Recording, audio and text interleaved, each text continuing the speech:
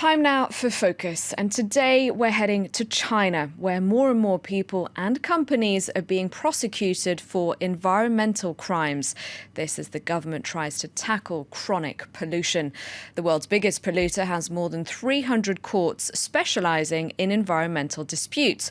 But our team in China interviewed a lawyer who said the courts rarely rule in favour of victims of pollution. Here's their report. Until last year, there was a lake here. It was a peaceful place, surrounded by trees. It was one of the very few parks in Chongping, one of Beijing's suburbs. Today, the lake has been drained, and the trees have been hacked down. A real estate entrepreneur wants to create new buildings here. Ms. Guo has lived here for years. For her, the loss of the lake and the trees is an environmental crime. It was a natural oxygen bar, and it was fantastic. Without this lake, no one is happy. Every summer we went fishing here. There are laws against this, and many neighbors are talking about it. I hope the lake can be recovered. One NGO is suing the real estate agency, hoping to claim €1 million to help refurbish the park and the local ecosystem. This is new in Chinese law. NGOs can sue any company that's damaging the environment. These environmental crimes are looked at by the 4th Beijing Court of Justice. The verdict is expected soon, and the NGO is optimistic. It's still a bit early, so we don't know what the outcome will be. The judgment should be delivered in the weeks to come, but we're fairly confident it will go our way. So-called green justice in China is becoming more and more successful. This law firm is dedicated to environmental law. Its caseload is increasing rapidly. Complaints have doubled within a year. Cases of air, water, and ground pollution are coming in from all over China, prompted mostly by one case in particular. In 2014, a chemical product company was ordered to pay a fine of €22 million after being found guilty of polluting a river. After 30 years of economic development in our country, environmental problems are becoming more severe. The consequences of pollution are becoming more obvious. More and more cases of cancer are showing up. Have you ever been threatened by the authorities? No, we haven't. That's because we provide legal help to people on the basis of a judicial process. There are still many restrictions. Several cases of state collusion have been discovered, and often local authorities try to prevent people from filing complaints. What you see over there is a chemical factory, and that's some of the factory's wastewater found on a nearby road. But when we brought samples of this water to the Environment Protection Agency to have it analyzed by them, they did not accept it. It's common practice. As big companies are often the biggest taxpayers, local courts often rule in favor of these firms rather than the victims. And in some cases, justice can't do anything. In the village of Zhongguan Tunxiang, around 40 people have died mysteriously over the past few years. Villagers blame the Jianshin chemical factory, saying they believe it has contaminated their underground water sources. Some villagers have tried to sue the company to get to the truth and try to receive compensation. It's a very sensitive subject in the village, and only one man agrees to talk to us, but with his identity hidden. Several years ago, it was a real issue, and we were about to have the factory boss on trial. But the factory was shut down in no time. That was back in 2011. Now it's empty. There are no more chemicals inside. The workers have all left, and the boss is nowhere to be found. This scenario is not uncommon. Although 20% of cultivated fields and 60% of the water in China is polluted, finding environmental justice in China remains a daunting task. And now I'm joined in the studio by David Boitou, a partner at a Guide law firm. Hello, thank you very much for coming in. Hello. Now, as we saw in the report, victims of pollution can go to court. But I'd like to start off with a very general question. Just how serious are the authorities in China about tackling pollution and cracking down on the big polluters? They are actually very serious. There is definitely a very concrete sign that the government wants to make the environmental protection as a priority. definitely. And this has been concrete because a new law has been promulgated last year. It came into force beginning of last year.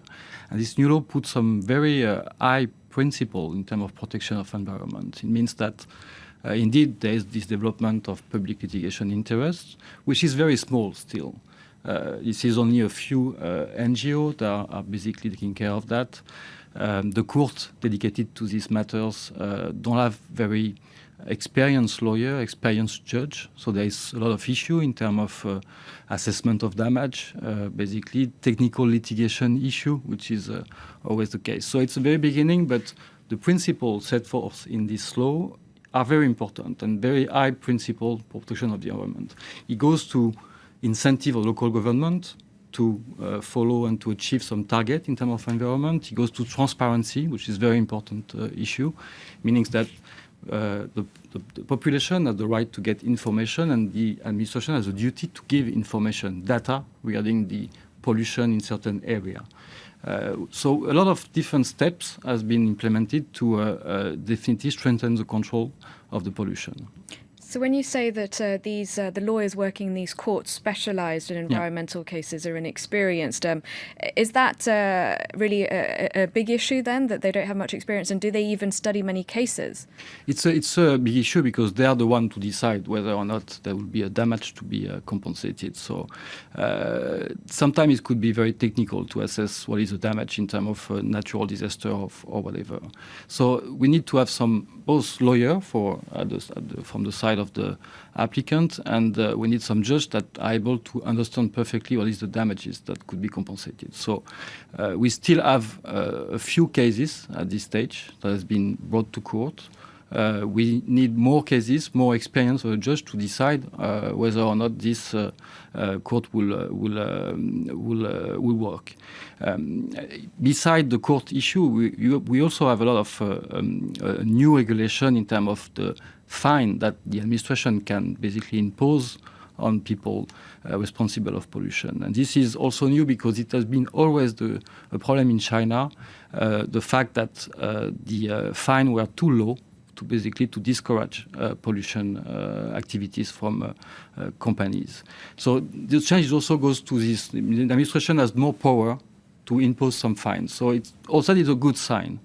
Then it's like always the same problem in China. We need to enforce that. And the enforcement of this law with very clear and strong principle that has been never put into a law so far. All this principle has to be enforced, and this will take some time.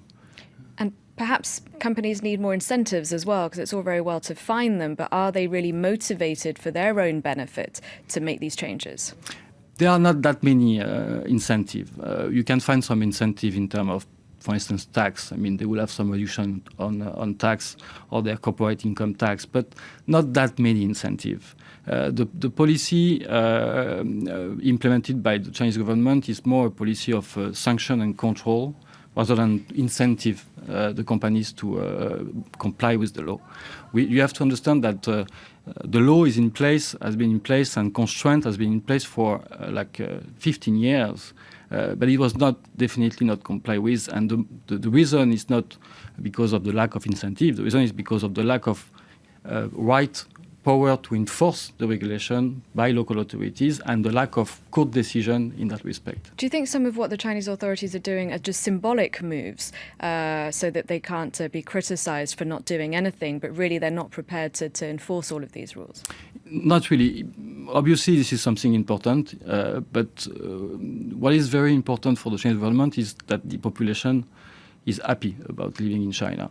This is basically the only legitimacy that they have. They don't vote for these people. So, and people in China, Chinese people, they don't bear anymore the situation. They don't bear that they cannot send their kid to school because on some days they cannot just go out. So there is a real will and a real pressure from the population in China that things change. It goes also with the fight against corruption. All these matters is part of the same problem. So definitely the pressure will lead to concrete actions and not only symbolic move.